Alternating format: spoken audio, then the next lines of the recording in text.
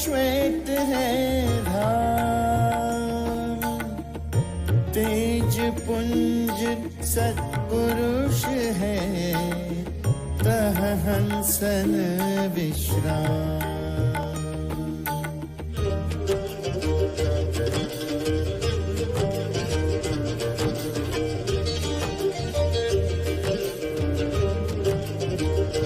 VYGOS is Vihangam Yoga Global Online Satsang, which is scheduled every Sunday morning at 7 a.m. Indian Standard Time. Those who would miss to attend the morning session can listen to the broadcast replay on Sunday evening at 4:30 p.m. Indian Standard Time. The aim of this forum is to give the entire world an opportunity to learn the ancient science of meditation and benefit from this pious service inspired by Sadguru Sadafal Devji Maharaj, the pioneer of Vihangam Yoga. If you are interested in learning the technique or want to conduct a program at your place, and for any inquiry related to it, please feel free to write to us at info@vihangamyog.org. That is info@vihangamyoga.org.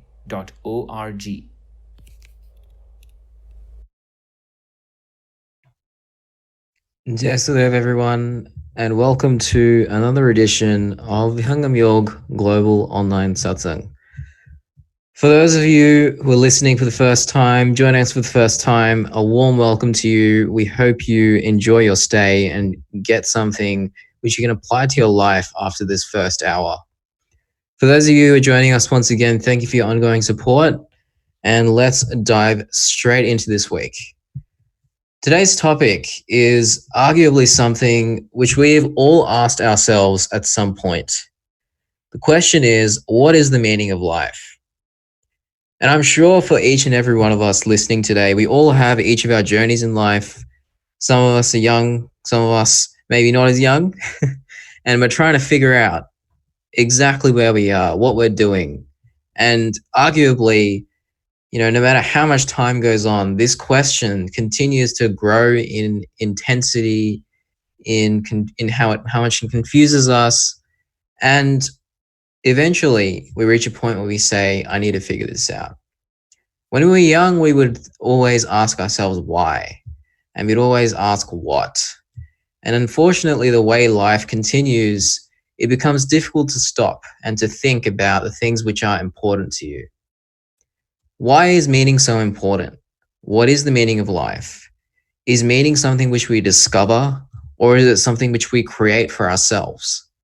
The meaning of life is something which we can look at from many different angles.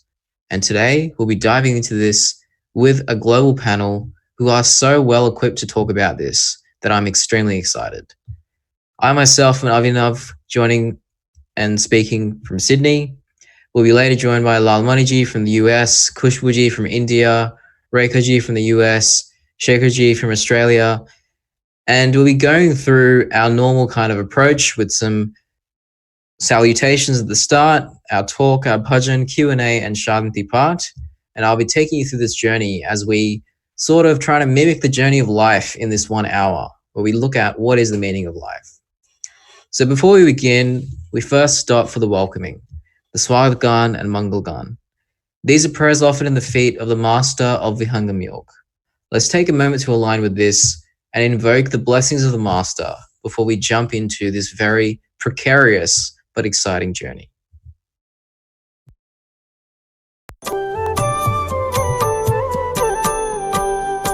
आज स्वागत नित्य गुरुवर संत शुभागम आइए, अध्यात्म विद्या दिव्य ज्योति सोमरस बरसाइए।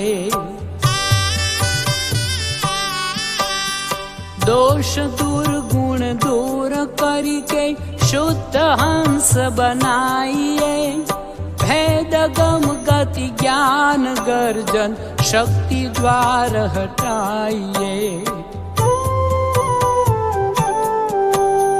खुले द्वारा शब्द सागर भक्त जन अनहवाइए, जन सदा फल विश्व शिक्षक शान आन बचाइए, शान आन बचाइए।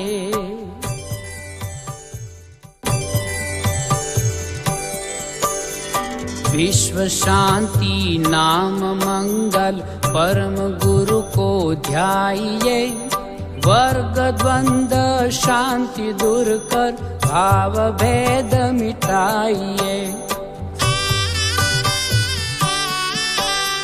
सार्वभौम समष्टि सत्ता त्यात्मराज बनाइए, वेश भाषा भाव जगमय ज्ञान पर दर्शाइए। समृद्धि सुख शांति धरातल स्वर्ग भूमि बनाइए, विश्व शिक्षक जन सदा फल नीति स्वर अपनाइए, नीति स्वर अपनाइए।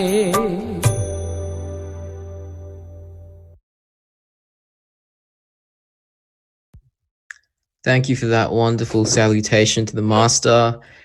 And now we're ready to dive into our topic for today. As always, if you have any questions or thoughts to share, please do remember we have 2 avenues available, and please do get involved with us. We would love to hear from you. The first number you see on your screen is the WhatsApp number. And once this goes through, you'll see the our Slido link, slido.com/VYGOS. We'll be looking at these 2 platforms very closely over the next hour. And when we come to our Q&A session, we'll be looking at all of the thoughts, concerns, questions which you all have and going through them with our panel. So our first stop for today is to dive into the Svarved. The Svarved is an utterly unique composition.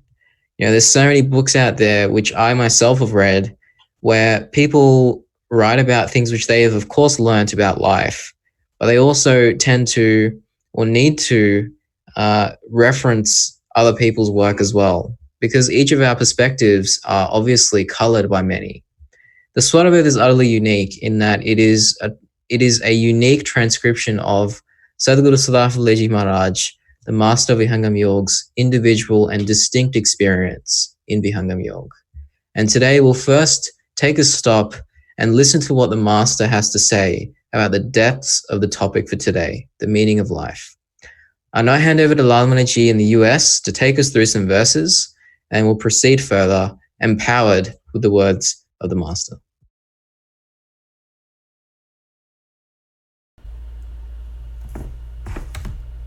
Jai Sadgurudev Abhinavji. This is Lalmani, and I'm glad that I've been given this opportunity to read some couplets from Svarved, the Encyclopedia of Spirituality, which has been written by Sadhguru Sadafaldevji Maharaj in conscious Samadhi state. The couplets that I have chosen is from second Mandal, 4th chapter, and Doha number 20 and onwards. So the first one says, मैं उत्तम ऐसा बनूं जैसा हो ये न कोई, नहीं भूत वर्तमान में, नहीं भविष्य जग होय. Which means that I want to become a person with the best personality, which neither in the past nor in future anyone has attained or will attain. In this couplet, the finest character, and highly potent personality of a human being is expected.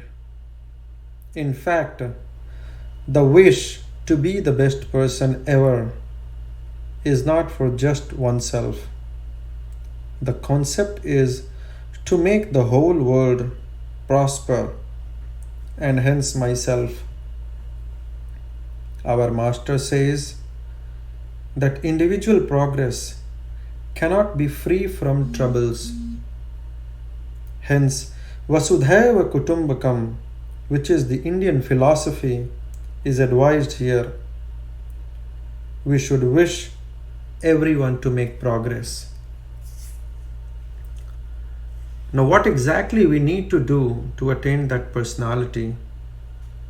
In next couplet, Sadgurudev says, नियमबद्ध व्यतीत करूं उत्तम समय अमूल नर जीवन का ध्येय सब उपलब्ध अनुकूल. The most valuable what we have in our hand is time. We should spend our time wisely in a disciplined and controlled manner. This will help us attain all our important goals of life. उत्तम नियमित जीवन है जेहि समान नहीं कोई किया न कोई नहीं करी सके उज्ज्वल विश्व द्योति होय. Life spent in discipline is the best life. If one maintains a discipline in life, one fulfill all true wishes. The task which no one has ever done or can be done by a normal person is completely possible by a disciplined person who has full control on their body. And the next couplet is from 3rd Mandal and 7th chapter, Doha number 2nd, which says, श्वास एक मूल्य है हीरा मूल्य न आए सुख हो तुम शयन में धोखे जन्म गवाए. Our breath is invaluable. No one can put a price on our breath. Our master says, right now we are wasting our invaluable time in sleeping. Here, sleeping means ignorance. So, what we perceive today is not the ultimate truth. This illusionary Maya keeps us deceiving through different thoughts, different forms. It keeps us engaged. Before our current task finishes, another task stands right behind it. And then once the current task finishes, we start working for the another task, and then another task, and then another task. So our master alerts and says, don't be fooled by Maya. Wake up and look for the ultimate truth. That's the reality. So with this, I would end my Swarved couplet chanting, and I would hand over back the mic to Abhinavji. Jai Sri Gurudev. Thank you so much, Lalamaniji, for sharing those incredible verses with us. The Master is telling us that we have to become the best version of that we can be of ourselves.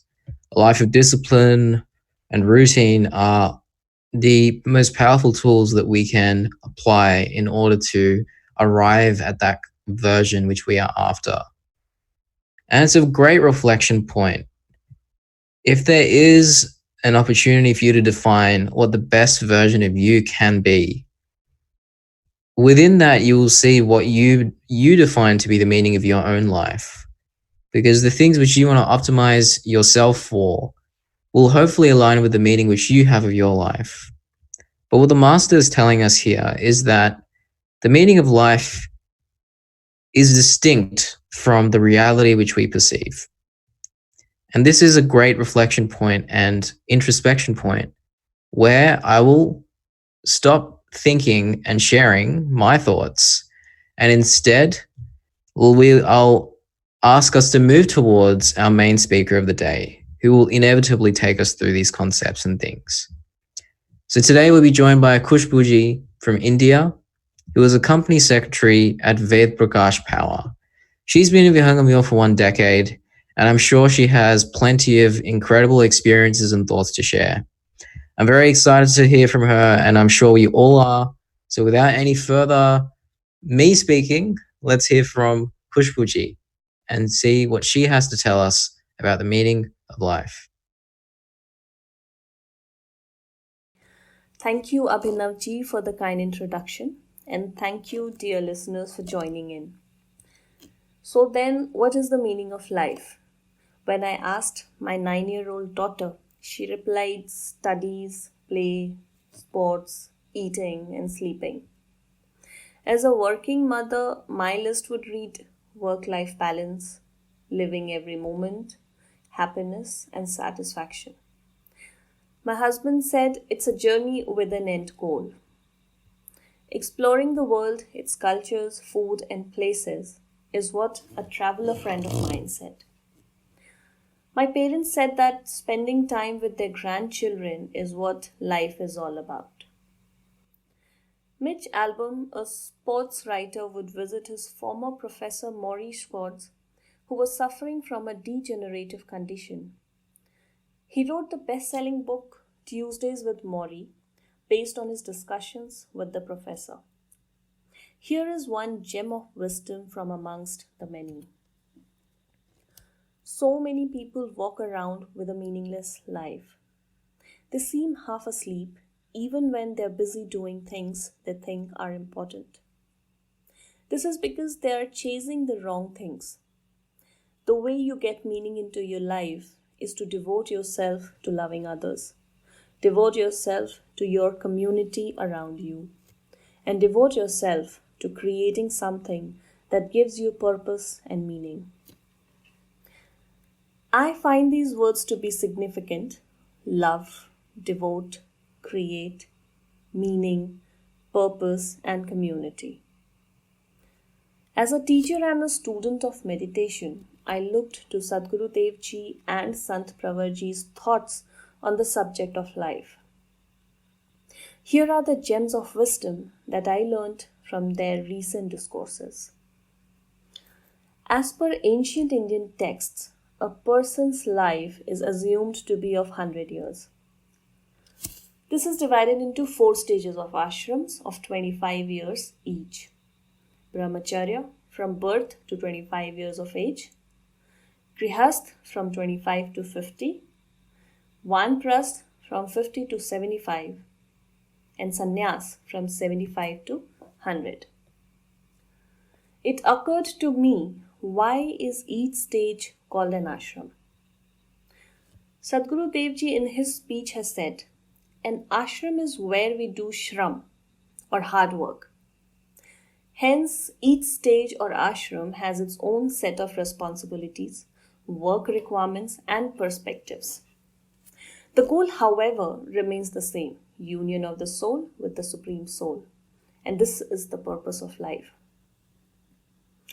Sant Pravaji said, when we are in a particular stage of life, we have to immerse ourselves in it temporarily, just as we do when we take a dip in a river. We should not drown ourselves in the river. We should stay in a stage of life, fulfilling its duties, but not being swept away by its currents. We should emerge from a dip in the river of material life and work consistently towards our overall goal. Grihasthashram is the foremost of all ashrams, he said. From here emanate all the other ashrams. The great sages who went from mind to moksha were mostly grihastha yogis. In this stage of life, we can be grihasth, that is householders, as well as sannyasis, that is renunciants, or grihasth sannyasis. What I understand is that we can love our families, careers, and community, and at the same time be detached. This is a way of life known to true yogis. The secret is vairagya or tyag or renunciation, said Sant Pravarji. For one who is born in the world, sorrow and happiness are constant companions, like a rose with thorns, or like the scorching sun and the relaxing shade. Nature is ever changing. Action or karma gives fruit.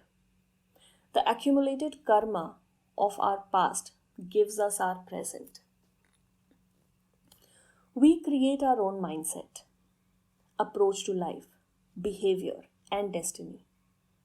In fact, we create our own involvement in Maya, the illusory, ever-changing world, said Sant Pravarji. Albert Einstein once said, reality is merely an illusion, albeit a very persistent one. Don't cling to things because everything is impermanent, said Mori, referring to Buddhist philosophy. No matter how much Maya distracts, the true disciple of the Sadguru remains steadfast in his or her path of seva, satsang, and sadhana, which impart direction and movement towards the final goal, God realization.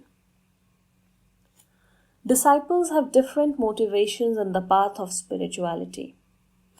As given in the Bhagavad Gita, chapter 7, verse 16, the Arhat disciple is pained and distressed. The Artharthi desires worldly possessions. The Jigyasu is curious. The Jnani is wise and wants to know the truth. They are all treading the path of spirituality, albeit at different speeds and at varying levels of advancement. Here is how the journey to the final goal of God realization proceeds. The consciousness of a soul attains different levels in the 6 states that it can exist as per the science of Brahma Vidya Vihangam Yoga. The 6 states in which a soul can exist are, in descending order of divinity, Hans Deha, superconscious state, Kaivalya Deha, conscious state, Mahakaran Deha, prime causal state, Karan Deha, causal state, Sukshma Deha, subtle body, and Sthul Deha, gross body. The Atma is capable of associating itself with Paramatma, the Supreme Soul or God. In the association with Paramatma, the soul's consciousness increases infinitely and at the same time, it partakes his supreme bliss.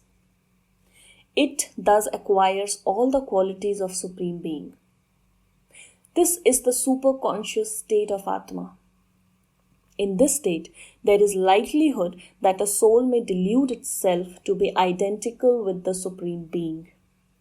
This deluded state of the soul is called its Kaivalya state. A soul is always a soul. It never becomes Brahma. A piece of iron fallen in fire becomes red and starts glowing like it. But soon as it is taken out of fire, it gradually loses its qualities of fire and becomes an iron piece again. Kaivalya state meets with a similar fate. As soon as the ego of I am Brahma crops up in the soul, it no longer cares to remain in the zone of nectarine bliss and tends to move towards the zone of creation. When this tendency becomes firm, the soul is said to be in the prime causal state. And finally, when it actually enters the zone of creation, it attains the causal state. When it wishes to enjoy worldly pleasures, it acquires a subtle body which enters into the mother's womb and comes out in the manifested world in a gross body. The gross body is equipped with 5 sense organs, namely ears, skin, eyes, tongue, and nose, to receive sensations of sound, touch, form, taste, and odor. And 5 organs of actions, namely tongue, hands, feet, genital, and anus, to perform the functions of speech, grasp, motion, reproduction, and excretion. In addition, there are 4 inner organs, namely man or mind, buddhi or intellect, chitta or memory, and ahankar or ego. Of these 14 organs, the mind is the most important since it activates and controls all other organs. It is the mind through which the consciousness of the soul flows in different organs of the body. The intellect is endowed with discriminating power. The memories of past actions and various desires and tendencies of the soul are impressed on the chitta. The ego is responsible for the constant feeling of I am the doer in all actions and that one performs. To provide energy to the body and its various organs for their proper functioning, 5 life forces called pranas act incessantly in the body. These life forces are pran, respiration, vyan, blood circulation, saman, digestion, apan, excretion, and udan. The last one provides the energy for transplanting the subtle body in the mother's womb and also for separating the subtle body from the gross body at the end of life. The 5 pranas as well as the 10 outer organs and 4 inner organs are all present in the subtle body in seed form. The gross body passes through the stages of birth, childhood, adolescence, youth, senility, and death. The death is the separation of the subtle body from the gross body. In the gross body, the soul experiences the different worldly pleasures, which are short-lived and invariably followed by misery. It goes through the cycle of love and hate. Love for the pleasurable objects and hate for those which give pain. It indulges itself in various actions to fulfill its desires. Each desire feeds and multiplies on other desires. The Atma in the subtle body takes another birth in one of the millions of species depending on the desires and tendencies of the previous lives imprinted on the Chit. The process is repeated ad infinitum and the soul finds itself shackled in the endless chain of births and deaths. The soul forgets its real nature and identifies itself with its body. When it finds the miseries of its body unbearable and craves to find a way out, another conscious entity, the eternal Sadguru or his anointed Sadguru, begins to guide him on the path of salvation. The performance of unattached actions, Karma Yoga, is not possible unless the Atma frees itself from the bondage of Prakriti by Brahma Vidya or Vihangam Yoga and becomes a Jivan Mukt. Then it exercises full control over the mind and the body and is free from all selfish desires or passions. It resorts to only benevolent actions called Karma Yoga. Freed from all shackles, it becomes more powerful than ever and is capable of activities far beyond the capacity of ordinary mortals. We read and hear of worldly great men being described as karma yogis by their admirers. They are usually workaholics who work for long hours just to earn more money or fame. Their insatiable desires goad them to strenuous work. They are just doing sakama karma. There are others who are devoted to social work. They are certainly a boon to society and they are loved and respected by society, and it is for that reward that they work hard, even neglecting their health and comforts. Much they desire to be selfless, their desire lurks in his type of action, bears fruit whether done willingly or forced by circumstances. It is true that nobody can remain without indulging in some action, mental, verbal, or prakritik. Satoguna, Rajoguna, and Tamasoguna force man to indulge in activity. In this state of helplessness, it is best to choose actions which have more of Satoguna than Rajoguna or Tamasoguna. By such actions, one moves on the right path of liberation. Such actions are called vikarma. It is only when the soul stands as an observer and thinks of all actions performed by the influence of gunas of Prakriti that is not attached to the fruits of action and can be called a karma yogi. This is only possible after self realization, which is an important goal on the way to God realization. Albert Einstein said, there are only two ways to live your life. One is as though nothing is a miracle, the other is as though everything is a miracle. I invite you, dear listeners, to experience everything as a miracle by learning the simple process of meditation from any of my fellow teachers of Vihangam Yoga at our centers worldwide. As Sadhguru Devji writes in the Swarved, the encyclopedia of spirituality, the mind is wavering. Detachment without reasoning is therefore nothing but a wave of mind. Those who set forth in the field of spirituality, heeding the momentary impulse of the mind, do not derive any real joy of the pursuit of spiritual sadhana. Because their detachment is not actual but born only of a momentary impulse, they soon fall from that goal. Their aim resides in their mind and therefore waxes or wanes with the tides of the mind.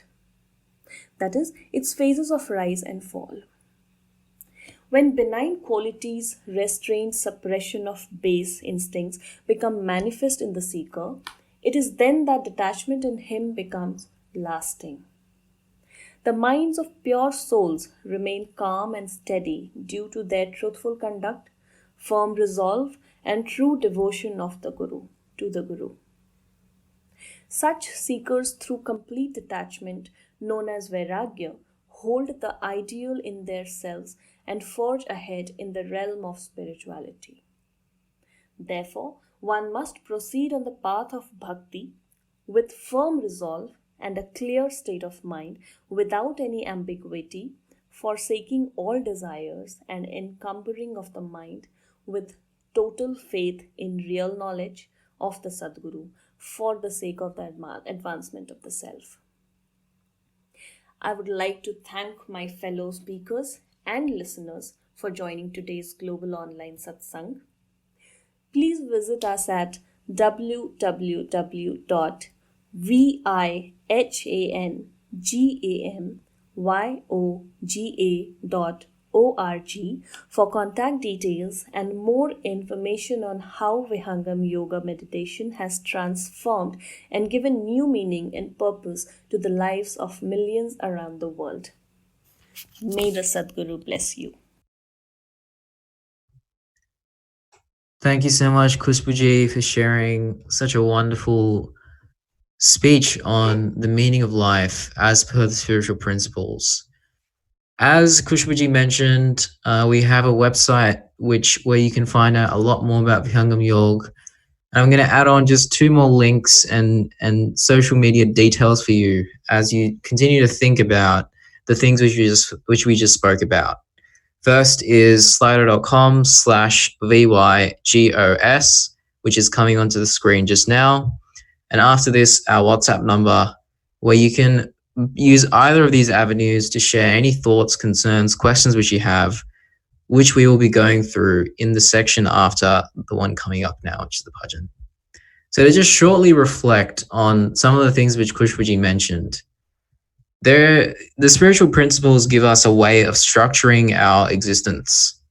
We have the 4 ashrams of life, as she very wonderfully explained to us and really showed us the value of the word ashram, where we perform hard work, we're diligent, aligned with particular goals in that portion of our life. The meaning of life per spirituality, we looked at it just now. We want to ascend through the 6 states of consciousness, and we also want to ascend beyond the temptations of the senses. There's a topology and a map of our existence. There's the mind, the body, the soul, and the fact of the matter is all of the constituting things in each of these components, the different things which Khushboo mentioned, the organs, the ego, the chit, each of these things, they exert forces on our existence. And as we reflected on these things with Khushboo, we understood that the meaning of life, one of the most important objectives and meanings of life, is to free ourselves from all these forces. We want to be firm with ourselves and be honest with ourselves. Is this the best version that I can bring of myself to the world? Is this the most impact I can have on the world? We want to go beyond the mere chemistry of instant reward and self-congratulation, and instead, we want to grow into people who have an impact on anyone we meet. And this path of continuous growth and compassion is something which is very dear to the hearts of everyone in the world, and everyone sees the beauty of it. And Vihangam Yoga, as Khushboo very wonderfully explained and shared with us, is one of the most clear and simple ways in which we can go forth on this path of continuous growth, improvement, and compassion. I'd just like to thank Khushboo once again for sharing such a detailed and comprehensive discourse on all of the things which affect us in life and where we ultimately want to go. So now, before we go towards our Q&A session, we have the bhajan. So today I'll be joined by Rekha from the US. And before I hand over to Rekha, once again, if you have any questions, thoughts, please do visit slido.com/VIGOS or our WhatsApp number, which is just on the screen now. So without further ado, I'll hand over to Rekha from the US to share our beautiful bhajan with us, after which we will dive into our Q&A session. Thank you, Abhinavji, and Jai Sadgurudev, everybody. Today's bhajan is Gyan Guru ka lele bande, fir piche pachtaega. This bhajan says, O soul, you have come to this world and getting fooled by the pleasures of this land. Please wake up and seek the shelter of Sadguru before it is too late. So let's hear the bhajan. ज्ञान गुरु का ले ले बंदे फिर पीछे पछताएगा रे फिर पीछे पछताएगा ज्ञान गुरु का ले ले बंदे फिर पीछे पछताएगा रे फिर पीछे पछताएगा तू कहता है मेरी काया काया का अभिमान क्या तू कहता है मेरी काया, काया का अभिमान क्या जान सा सुंदर ये तन तेरा, मिट्टी में मिल जाएगा फिर पीछे पछताएगा। ज्ञान गुरु का ले ले बंदे फिर पीछे पछताएगा रे, फिर पीछे पछताएगा। वहाँ से क्या तू लाया बंदे, यहाँ से क्या ले जाएगा। वहाँ से क्या तू लाया बंदे, यहाँ से क्या ले जाएगा। मुट्ठी बांध के आया जग में हाथ पसारे जाएगा, फिर पीछे पछताएगा। ज्ञान गुरु का ले ले बंदे फिर पीछे पछताएगा रे, फिर पीछे पछताएगा। बालापन में खेला खाया, आई जवानी मस्त रहा। बालापन में खेला खाया, आई जवानी मस्त रहा। बूढ़ापन में रोग सताए, खाट पड़ा पछताएगा, फिर पीछे पछताएगा।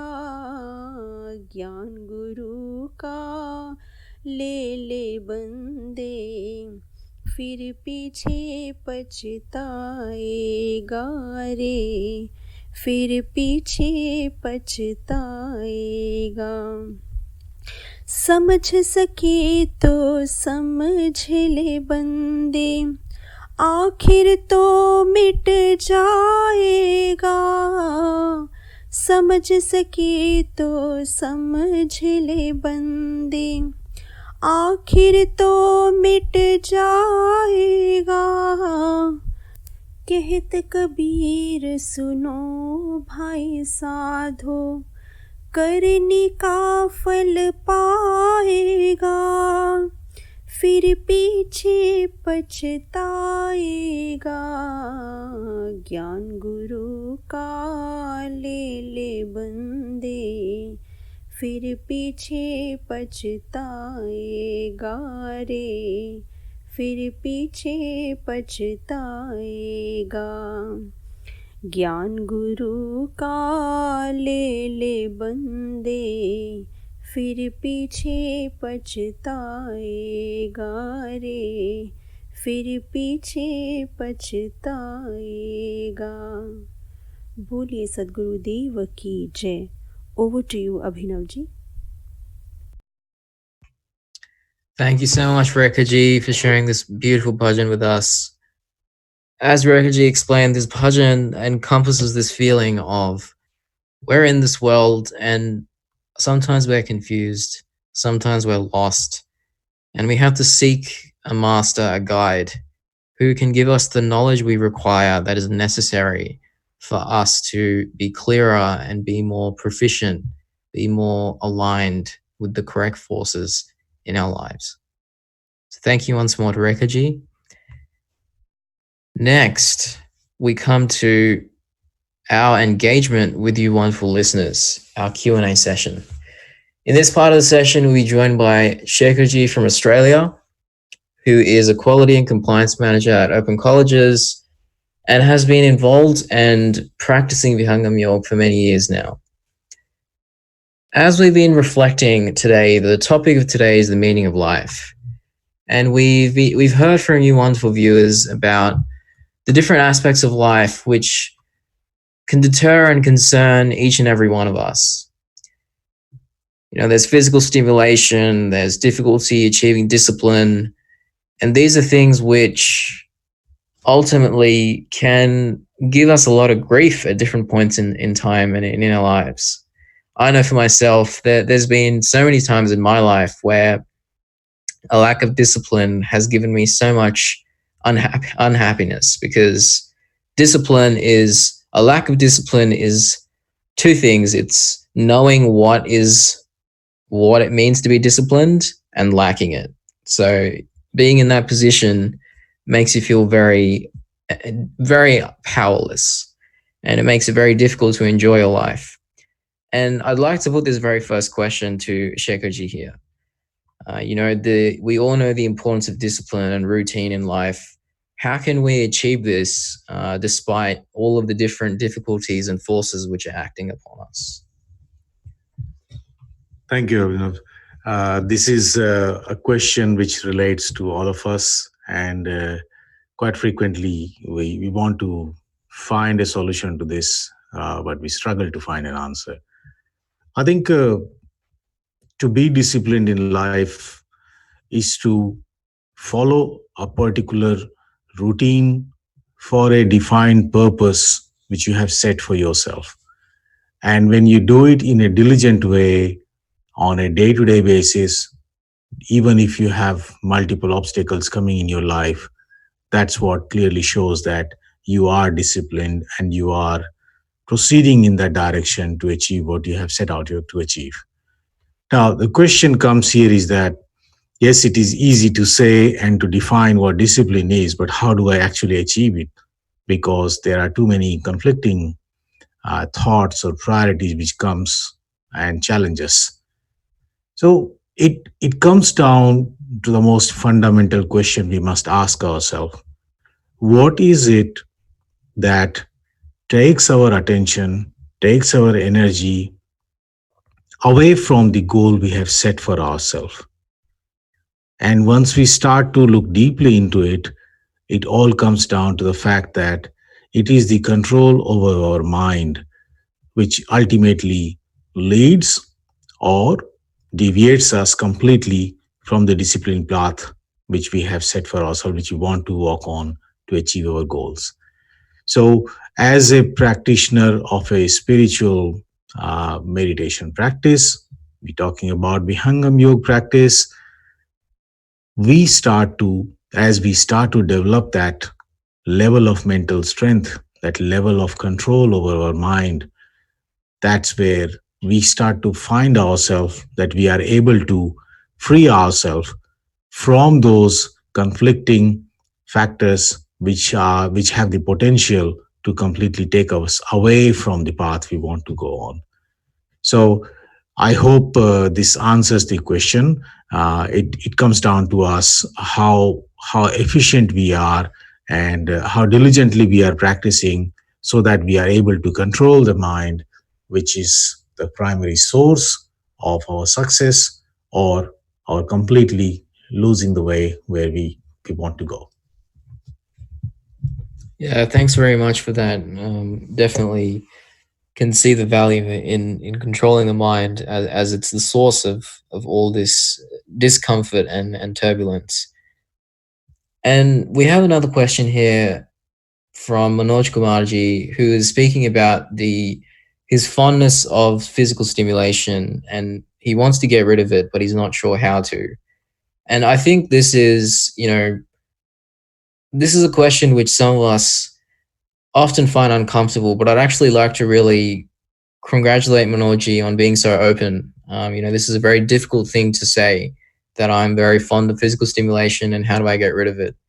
I think we live in a world which very much is centered around this concept of physical stimulation. And I think a question I'd like to put to you, Shekharji, is how do we, navigate a world where physical stimulation has become such a key part of mass media, of the discourse and the conversation in the modern day and in the modern world? How do we navigate this world, and how should we approach and think about these things?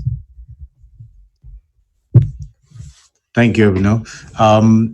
I think it comes down to the ultimate understanding of what Khushbuji was talking about, and I would like to first address it in a taking to the spiritual aspects, which understanding of those concepts and understanding of the reasoning behind it will always help us in becoming much more stronger and being more clearer of how do we walk a path or be aware of where we can get carried away very easily. So the concept of the four ashrams, as our ancestors set for us, was the first ashram was known as the Brahmacharya ashram. Now, why Brahmacharya ashram? Why the name Brahmacharya? It was the message behind that is when you are on the path of learning, this is the time where nothing else, no external forces, no matter how it sounds or feels like, must distract you from the path of learning. Now we know that the physical stimulation is a natural phenomena. It is not something which is created by some individuals and is a foreign thing for some others. It is common for everyone. But that's why our ancestors said that once you have acquired the knowledge at that point in time, your focus, your energy must be going more towards acquiring the knowledge and the skills and understanding what is the path of dharma and what are the things which you want to achieve in your life, establishing your purpose and moving towards it. Once you achieve that, then the next ashram is the grihastha ashram. So our saints, they told us that yes, that's a need for the body. It's recognized. And they said that when you are in a grihastha ashram, that's where you have your families, you have your kids, you have a larger community, and you fulfill your desires at that point in time. But remembering that you do not deviate from the path of dharma, walking the path of dharma, using the skills which you acquired in a full focus, you go through that stage of life. Once you have been through the grihast ashram, that's when they say that now it's time that you must start to unwind yourself from these physical pleasures and slowly start moving towards a stage where you are slowly withdrawing your own senses from the materialistic things and try to do more seva and support others. And then the last stage or the last ashram where it says that you must now completely step away from this world and go and meditate upon that highest being so that you find that path, the ultimate goal of your life of getting yourself free from this cycle of life and death, the moksha. I will again talk about the purpose of life from a spiritual perspective is to achieve four goals: dharma, arth, kam, and moksha. So we have heard this many times, but what is the physical interpretation of this, the worldly interpretation of this? The first comes the dharma. Why it comes first?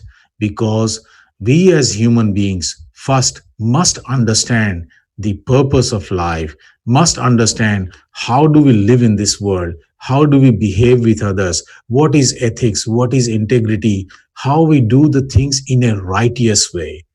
That is what dharma is. Once we understand the dharma, then it says that you have the authority to go and acquire as much of wealth as you want. Go and fulfill all your physical desires you want. But remember that walking the path of dharma, an ultimate goal is the moksha. Now, coming to the question, specific question here, what causes us to be attracted more towards physical stimulation? And once you are always thinking about it, it can become a sort of addiction for some. I would like to again repeat here that anything or any thought or any addiction, it comes and it emanates from one source, which is your mind. It is the mind which draws your energy from the soul and scatters it all over the world.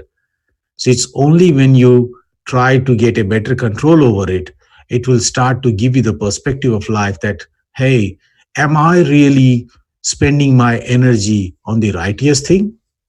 Am I actually spending my energy on things which are going to last forever, which is going to give happiness to others? Or is it about being selfish and thinking of myself only and focusing on things which are momentary and temporary? These thoughts will automatically guide us towards a more genuine thinking, and hopefully once we start to become more disciplined towards the meditation practice of Vihangam yoga, we'll find ourselves that our mental strength guides us and helps us in achieving our freedom from these materialistic thoughts. Thank you. Thank you very much, Shekharji. I think that's all the questions which we'll be able to go through for today. But thank you for our listeners. Thank you to all of you for sharing all of your questions, concerns, and thoughts with us. Please do continue sharing anything which you would like for us to look at and discuss at any point during the week.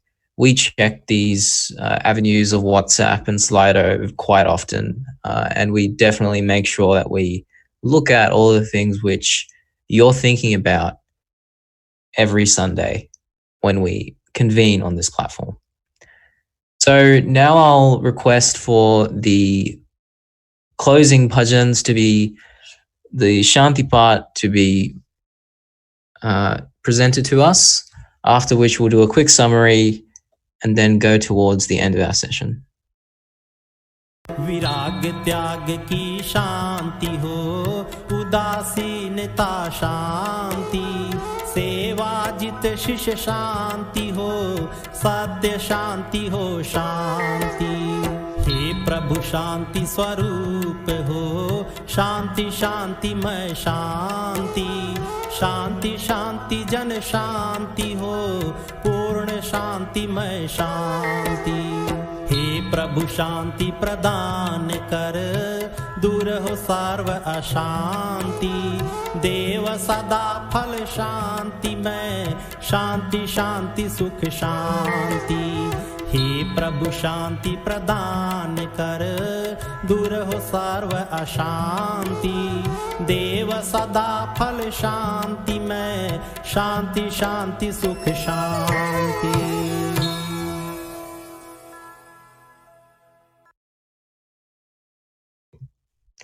So firstly, I'd like to thank everyone who joined us today, from Lalamani Ji from the US to Khushboo Ji, who presented our prime speech of the day, Rekha Ji shared a wonderful bhajan, and Shekhar Ji, who just joined us for the Q&A session. Today's topic was, what is the meaning of life? And what can we really take away from this hour?